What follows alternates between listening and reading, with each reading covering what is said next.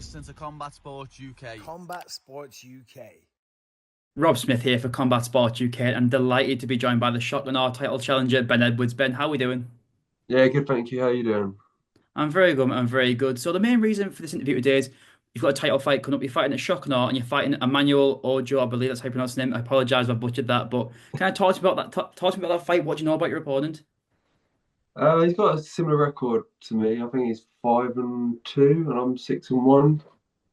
And I know I think he's a champion on another show. So it's what you want, really. It's another challenge, step up, and that's all the things I'm really looking for. So as an amateur, I think, do you value the experience of the opponent more, or is it more just about getting activity, getting out there and getting the rounds in? A bit of both, I think. You want each fight. You sort of you want to get as many fights in as you can. Of course, you want to fight all different styles, I think, and all different levels of experience. You don't want to just fight anybody. You want to test yourself, find out where you're maybe not so good. So when you turn professional, you've seen all these different challenges before, so it's not a shock. You don't want anything to be a shock when you're a professional, I don't think. And so you've had quite a lot of success at the amateur level. You're a former Cage Warriors Academy title holder. And so is it a matter of now, I assume you're getting to the latter stage of your amateur career. Are you looking to rack up as many titles and fight as many high level title challenger opponents as possible? Yeah, I've always wanted to always wanted to have as many amateurs as I could, really. And yeah, fighting on a different show, I've always fought on the Cage Warriors Academy. So that's another bit of experience. Get on another show, get as much, like I say, as many titles. I think would be awesome, an awesome achievement. I know there's different rankings, and you can put as much of that into it as you want. But I want to be known as one of the best amateurs in the UK before I turn professional. So going to say you just started on your amateur career, right? So did you have a set amount of fights? Say oh, I want to have 10 fights, then go pro. Is it more just when you feel ready? In my head, it was always at least 10. But I think the closer I get to it, it's just I'll keep fighting amateur until my coaches think, oh, now's the right time. I'm sort of led by them, really. I trust them, and they come to they say which fights they want to fight. Okay, no problems. I'm not here picking and choosing. They just come to me and say, "What do you think of this?" And I'm like, "Oh, I'll fight whoever you want," type thing. So is this fight at Shock and Awe one of your first amateur fights outside of Cage Warriors Academy? Because I know Cage Warriors Academy is a local show for you. Yeah, this is my first one outside Wow, okay. Cage Warriors Academy. Yeah, it's weird. I haven't had that many fights, but I still have to now look back and think, oh, how many have I had? No, but I've had 7 now, I think. But yeah, they've all been on Cage Warriors Academy, which is only down the road, which is nice. But now we're up in Portsmouth. It's a bit of a travel, but it's what's going to happen in the future. You can't always be doing. Yeah, I was gonna say it kind of gives you that experience that you will probably have, because when you turn pro, who knows, you'll be fighting across the world. So you kind of have to get used to being a bit more on the road, I guess. But it must be nice having that such a high level show, because I feel like when it comes to the amateur game, Cage Warriors Academies at the top. There's not many promotions that rank highly above. I think Cage Warriors Academy is because it's got that Cage Warriors banner. I mean, it's hard not to kind of see that as one of the pinnacles. So, obviously, being a champion and having so much success there, that just benefits you so much, and it puts you. I kind of agree on the ranking side. I think you can kind of look into that what you will, because some people have got a really unbelievable record, but who have they fought? And it's hard to judge. But you having so much success in a promotion as good as that just shows your level. Yeah, thank you. And I've heard nothing but good things about Shock and Awe as well. My coaches, they're saying that they've always been oh, it's a wicked show down there. Some guys from the gym have fought down there before, and they're always raving about it. It's one of the probably one of the biggest shows in the country as well. And so you kind of talked about how you'll go pro when your coach say you're ready. You train over it. I don't know, I don't want to butcher him. Is it just BKK fighters? Is that what it is? Yeah, that's just where I train. Yeah. Yeah, and so what's it like over there? What's the atmosphere like as a gym? Because some people say certain different things about the gym. Some people say it's more like you go in, it's just a bunch of killers and it's all savages and it's brutal sparring and all that sort of stuff. Or is it? And some people say it's more of a family feel and you go there and you feel like it's part of a unit. So what's your gym like? It's definitely like got the family feel. Like it's a Hmm. small gym down in Colchester, but like the wealth of knowledge and the level of the guys on the mats like is unbelievable. Really, like you get people coming from all different gyms. You get people coming from London, people coming from like Southend way, like name a few names. Like you got Josh and Woody who comes down to train with us. Hmm. And recently we've had like Cameron Stewart and Tommy Brunnin. All those guys are in Cage Warriors, and they're all coming like putting hours in the travelling to come to Colchester for the coaches that are available there. It's like, and I look at it and you just think like so lucky that this tiny homey gym has got all of this available. Like, it's unbelievable, really.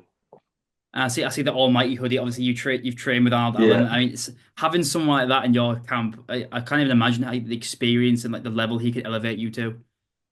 yeah. Like, it's where it's like the homey thing. Like I remember this like to the day I die. Like there's like day classes that I would at the gym, and I'd go to them.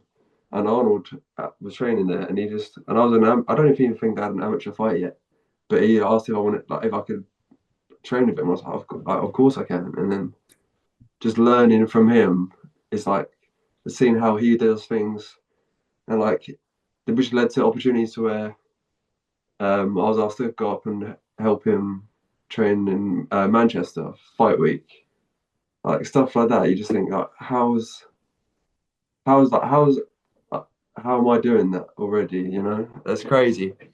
But you just learn so much. You learn like how they prepare, what they're doing. Do you think like if I want to be a professional at that level, I've got to train like how they're training now, Hmm. and just learning all these different bits. It's like it's so beneficial, and I think will really pay dividends in the long run. So did you say you helped him at the UFC 304 just gone?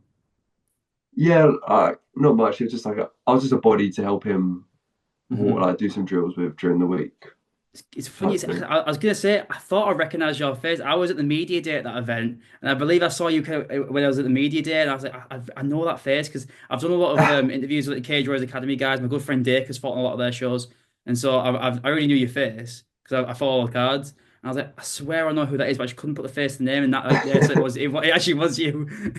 Yeah, like, that was another thing. Like Arnold had like could take someone with him for the media day, so I was just like his plus one, and like you just seeing it all these like you seeing Tom Aspinall walk past, like Leon Edwards. You're just like what? Like, what's going on here? Like Yeah, it's mental, isn't it's it? crazy.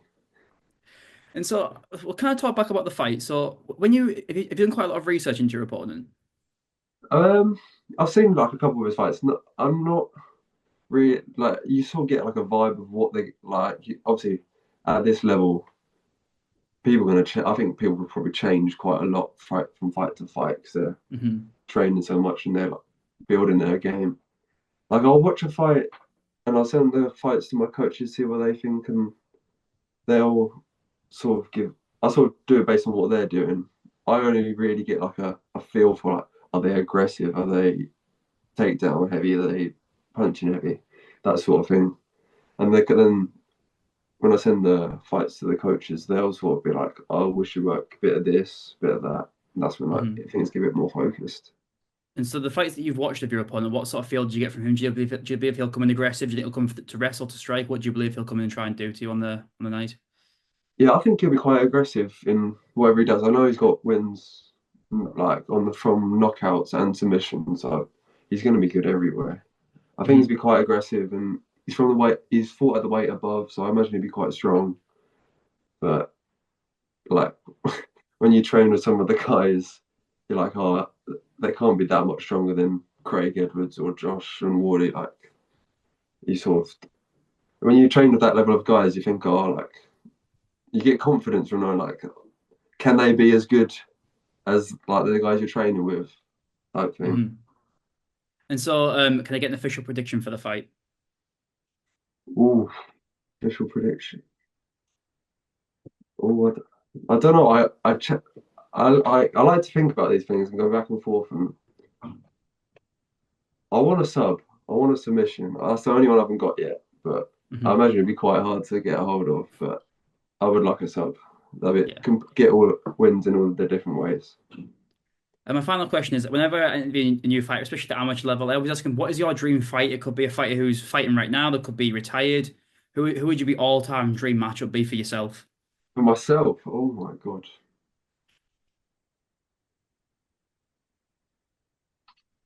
Oh, I'll say it just because I saw an interview of his the other day, and like as a fan, like I actually really always loved Carlos Condit. Oh, was that on the Rampage Jackson Yeah, I podcast? was Yeah, watching yeah, that, yeah, and I was yeah. like, oh, I loved that watching Carlos Condit fight and stuff. I was like, he'd definitely murder me, but that would be, I'd love just to, yeah, Carlos Condit, he's one of my favorites. That's a good answer. I've not heard someone say like people always go for like because I know Carlos he never won like an official title. He was interim champion, but like to me, he someone like it's funny how MMA works. I'm not sure if you agree, but like someone like a Carlos Condit, he'll be his name will like be cemented in legacy. Whereas there's certain UFC champions who you kind of forget about. It's not all just about Mm, the belt. Sometimes it's about the fights. Like there's certain yeah, fighters who are put on such good fights that they are cemented in history. Justin Gaethje, for example, he never won an official title, but my God, he's going to be remembered just because of how good his fights are. I think Carlos is in that same bracket. yeah, I think it's like how you carried yourself as well, like Yeah, the 100%. fights you put on, like he comes to scrap every time, and like small changes, and he could have been champion. Like that, Yeah, like that Robbie Lawler, like that fight could have gone his way, and he could be 100%. perceived completely differently. Like it's crazy, like you say, like the tiniest things can make such a big impact. Hmm. Well, anyway, Ben, it's been a pleasure speaking to you, and I wish you the best luck on the night, mate. Thank you. Hopefully, see you soon.